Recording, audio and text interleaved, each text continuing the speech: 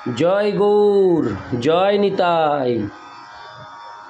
আজ 14ই কার্তিক 1432 ও 1 নভেম্বর 2025 শনিবার উত্থান একাদশী। এই উত্থান একাদশীর দিনে আমি শ্রী চৈতন্য চরিতামৃত পাঠ করছি। আজ আমি পাঠ করছি শ্রী চৈতন্য চরিতামৃতের মধ্যলীলা প্রথম খণ্ড 11 পরিচ্ছেদ শ্রী চৈতন্য মহাপ্রভুর বেড়া কীর্তন লীলার শ্লোক 1 থেকে 7। 11 পরিচ্ছেদ শ্রী চৈতন্য মহাপ্রভুর বেড়া কীর্তন লীলা। শিল ভক্তিবিনোদ ঠাকুর তার অমৃত প্রবাহ ভাষ্যে 11 পরিচ্ছেদের কথা সারে লিখেছেন, সার্বভৌম ভট্টাচার্য যখন শ্রী চৈতন্য মহাপ্রভুর সঙ্গে প্রতাপ রুদ্রের সাক্ষাৎকার করবার চেষ্টা করলেন, তখন মহাপ্রভু তা অস্বীকার করলেন। সেই সময় রামানন্দ রায় পুরুষোত্তমে এসে মহাপ্রভুর সঙ্গে সাক্ষাৎ করে মহারাজ প্রতাপ রুদ্রের বহুবিধ বৈষ্ণব গুণের ব্যাখ্যা করলে মহাপ্রভুর চিত্ত পরিবর্তিত হল। সার্বভৌম ভট্টাচার্যের কাছে মহারাজ প্রতাপ রুদ্র নিজের সৈন্য হরে কৃষ্ণ নিজের দৈন্য প্রতিজ্ঞা জ্ঞাপন করলেন।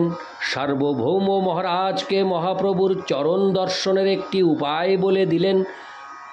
অনবসরকাল উপস্থিত হলে জগন্নাথ দেবের দর্শন বিরহে ব্যাকুল হয়ে মহাপ্রভু আলালনাথে গেলেন।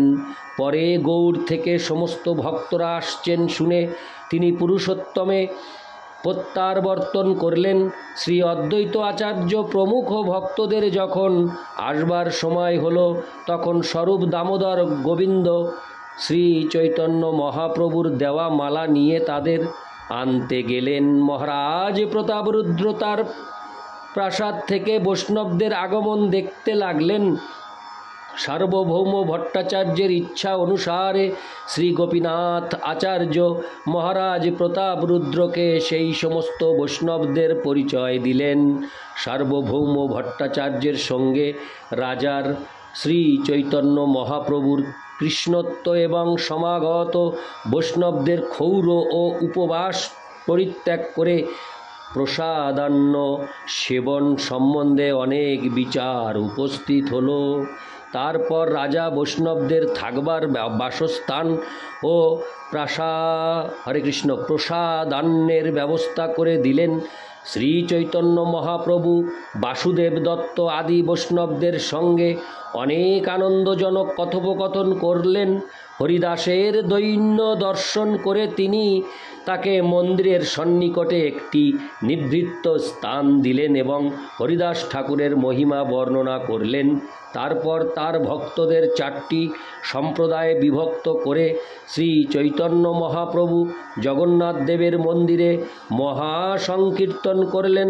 তারপর বৈষ্ণবগণ শ্রী চৈতন্য মহাপ্রভুর আজ্ঞায় নিজ নিজ স্থানে গমন করলেন।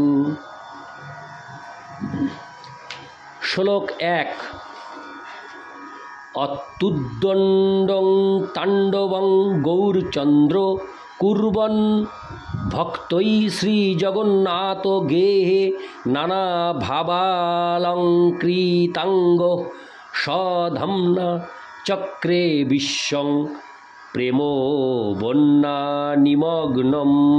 অনুবাদ: শ্রী জগন্নাথ দেবের মন্দিরে ভক্তদের নিয়ে বিবিধ ভাবরূপ অলঙ্কারে মণ্ডিত দেহে শ্রী গৌরচন্দ্র অতি মনোরম উদ্দণ্ড নৃত্য করে তার মাধুর্য দ্বারা এই বিশ্বকে প্রেমের বন্যায় প্লাবিত করেছিলেন। ইতি শ্লোক 1। শ্লোক 2। জয় জয় শ্রী হরে কৃষ্ণ। জয় জয় শ্রী চৈতন্য, জয় নিত্যানন্দ, জয়াদ্বৈত চন্দ্র, জয় গৌরভক্তবৃন্দ। শ্লোকার্থ: শ্রী চৈতন্য মহাপ্রভুর জয়, শ্রীমন্নিত্যানন্দ প্রভুর জয়, শ্রী অদ্বৈত প্রভুর জয় এবং শ্রী চৈতন্য মহাপ্রভুর সমস্ত ভক্তবৃন্দের জয়। ইতি শ্লোক 2। শ্লোক 3। আর দিন সার্বভৌম কহে প্রভু স্থানে, অভয় দান দেহ যদি করি নিবেদনে। শ্লোকার্থ: একদিন সার্বভৌম ভট্টাচার্য শ্রী চৈতন্য মহাপ্রভুকে বললেন, তুমি যদি আমাকে অভয় দাও তাহলে তোমাকে আমি কিছু বলবো। ইতি শ্লোক 3। শ্লোক 4। প্রভু কহে, কহ তুমি, নাহি কিছু ভয়, যোগ্য হইলে করিব, অযোগ্য হইলে নয়। শ্লোকার্থ। শ্রী চৈতন্য মহাপ্রভু তখন তাকে বললেন, তুমি যা আমাকে বলতে চাও তা নির্ভয়ে বলো। যোগ্য হলে আমি তোমার কথা রাখব, আর অযোগ্য হলে রাখব না। ইতি শ্লোক 4। শ্লোক 5। সার্বভৌম কহে, এই প্রতাপ রুদ্র রায় উৎকণ্ঠা হঙ্গাছে মানে হয়েছে, তোমা মিলিবারে চায়। শ্লোকার্থ। সার্বভৌম ভট্টাচার্য তখন তাকে বললেন, মহারাজ প্রতাপ রুদ্র তোমার সঙ্গে মিলিত হবার জন্য অত্যন্ত উৎকণ্ঠিত হয়েছেন। তুমি যদি অনুমতি দাও তাহলে তিনি তোমার সঙ্গে সাক্ষাৎ করবেন। ইতি শ্লোক 5। শ্লোক 6 ও 7। কর্ণে হস্ত দিয়া প্রভু স্বরে নারায়ণ, সার্বভৌম কহ কেন অযোগ্য বচন।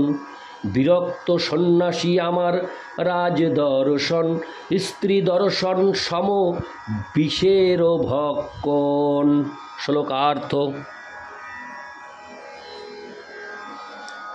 সেই কথা শোনা মাত্রই শ্রী চৈতন্য মহাপ্রভু তার কানে হাত দিয়ে নারায়ণকে স্মরণ করলেন এবং সার্বভৌম ভট্টাচার্যকে বললেন, সার্বভৌম কেন তুমি এই ধরনের অনুচিত অনুরোধ করছো?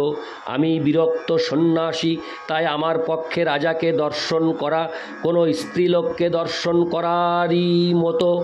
এই উভয় দর্শনই বিষ ভক্ষণের মতো ভয়ঙ্কর। ইতি শ্লোক 6 থেকে 7।